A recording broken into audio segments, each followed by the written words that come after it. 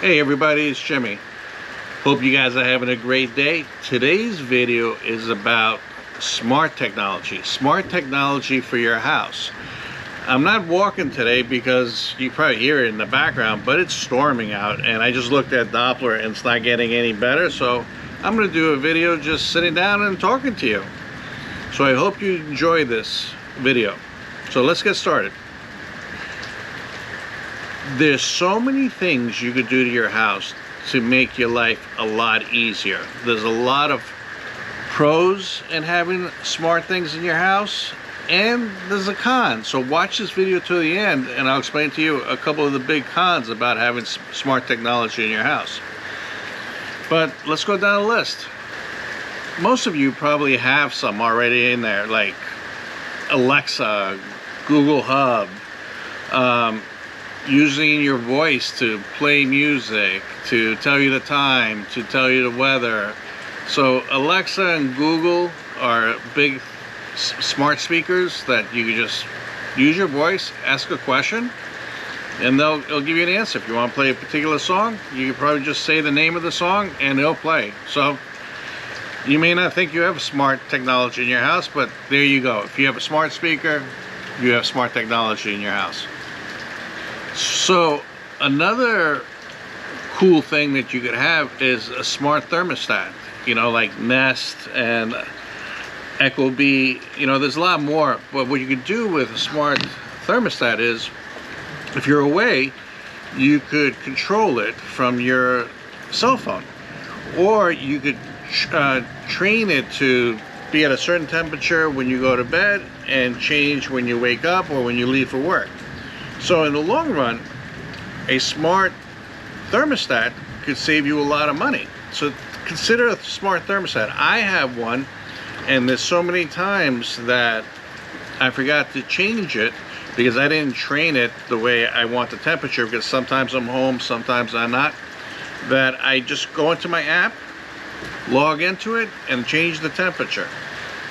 But you could also set it that it automatically does it too.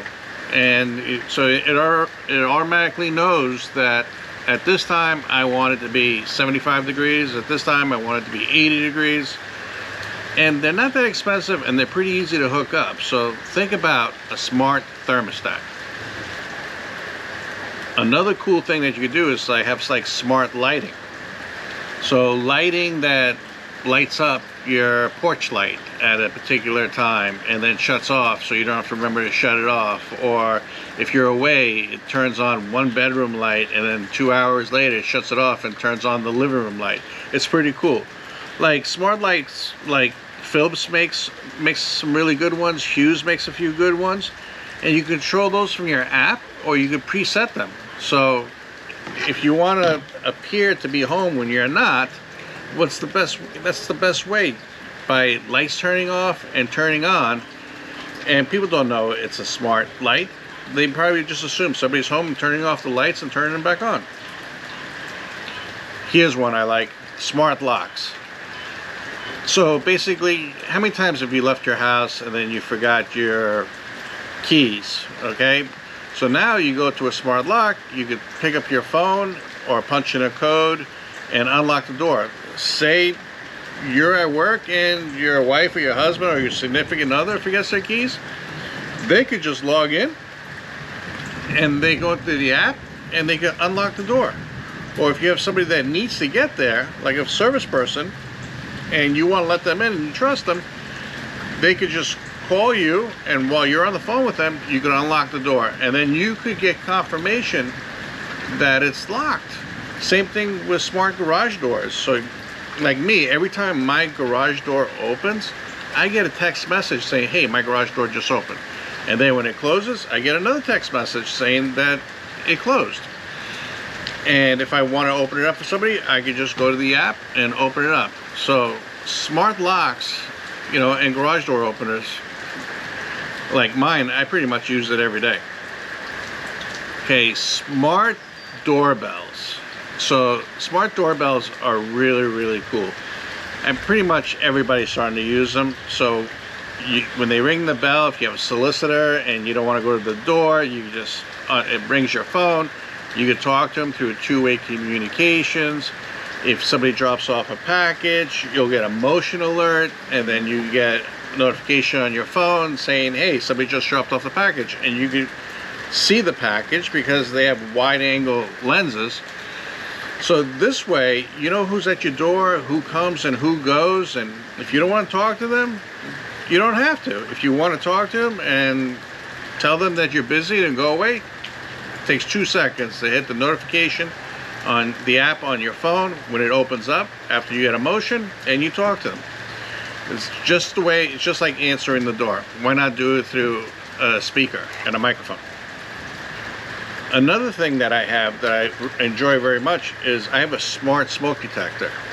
So if it not only does it do smoke, but it also does carbon monoxide. But so if something happens and there's indication of smoke or carbon monoxide, the smoke detector will send an alert to my phone saying that there's a problem, and this way I can address it right away.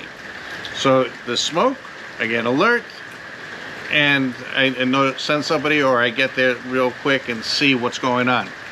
And what's really cool about it too, it does self-checking. So if there's a problem, after it does a self-check, it will notify me that there's a problem with the smoke detector. So I don't even have to test it or do anything because it's doing it on its own. You guys hear the thunder in the background? I know the video might be a little dark because even though it's like 2 in the afternoon, it's pretty cloudy out. But let's go for the next one. Smart plugs like TP-Link. So basically you can take a regular lamp, okay, any lamp or anything you want turned on and off, and put in a smart plug, and then put the cord into that smart plug, and now you have the ability to turn it on and turn it off yourself through an app. Or on some of them you could set a timer saying, okay, at this particular time I want this plug turned on, so if it's attached to a lamp will turn on. So smart plugs, it's pretty cool, and they're not really expensive. You can pick them up at Best Buy, Amazon. They're all over the place.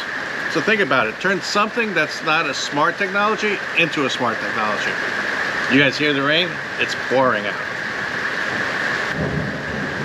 Wow, it's really thundering. Hopefully the audio is okay. Smart blinds. You know, I don't have smart blinds, but I've seen them in one of my inspections. And what's really cool is at a particular time in the morning, they automatically go up. And then at night, they automatically go down. And if you want to turn down the, if you want to get the blinds and turn them down right away, all you have to do is just press a button on your app and the blinds go down. So smart blinds. All right, let's pick another one. Smart sprinklers. So you forget to water your lawn, okay, and you're away and you want to water your lawn. Now they have smart sprinklers that you control the schedule for the sprinklers, or what you could do is if you don't have it on a schedule, you could just go into your phone, turn on the sprinklers, and there, you're watering your grass. All right, let's move. Actually, the rain is coming in a little bit sideways right now. All right, everybody knows the smart TVs. You know, smart TVs, they have Roku, they have Amazon, they have everything on them already. So pretty much, you probably have an Alexa, you probably have or a Google Hub, but you most likely have a smart TV. So you already have smart technologies in there. And you go into your TV and you can download all different kind of apps. So now that we got all that, we talked about some smart technologies you can put in your house and make things really, really cool. Let's talk about some of the cons. So like we said, pros are it can make your life a lot easier in certain ways just by controlling everything. We might have to move because of the rain. All right, let's talk about some of the cons about smart technology. Things like Google Nest, you know, Alexa, those aren't that expensive, but some of the technologies like front smart locks, smart carbon monoxide detectors, and smoke alarms and thermostat, those things can get pricey. So the upfront cost, that's a con, because some of them could be $200-300. So let's talk about another one. Reliability. So think about it. If you lose your internet, basically, in your house, or you lose your power, pretty much you lose your smart technology. So in a natural like storm or something that you lose power and everything, and it's not like you go in and click on the app and open up your doors to let you in, unless you have a push button with a battery backup. But yeah, so reliability is a con. Here's another con.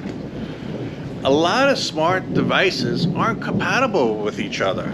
So like a Google smart device might not be compatible with an Amazon smart device. So it's not like you can put them all into one hub. So sometimes you have to have like 4 different apps, 4 different setups, for them to work. It would be great if you could just use one app to control everything. And not all companies make all the different stuff that you would want. So, compatibility. Here's another one. Privacy, security. Who knows? Because a lot of these things have microphones in them. Wow, you guys hear the thundering? A lot of them have microphones in them. They're smart technology. If somebody hacks into them, they can watch what you're seeing on video, especially if they're video, or your doorbell, or your smart speaker, or even your TV. So security could be an issue. Yes, they are getting better, but so are the people that are hacking all this stuff. Here's another one. Learning curve. It's not like you're going to just take these things out of the box, plug them in, and they're going to work. Some of them, the setup was a little bit on the complicated side, so you need to have a little bit of, tech in you. But then there's a learning curve. So you finally get it going. You might have to call support to set it up, or it's not working the way it's supposed to be. But then you have to learn how to use it. And if you have a lot of different technologies in your house, not under one umbrella, think about it. You have to learn all the different technologies that they're using in their apps. And the last one that I would say is a con is dependency. You might get too used to having smart technology in your house, and you'll be too dependent on it. And then if you don't have it for a short period of time or a long period of time, because maybe there's a hurricane, maybe there's a storm, or something happens, and you don't have it, you might have an uncomfortable feelings because you don't have the smart technology. So dependency. So think about it. A lot of pros.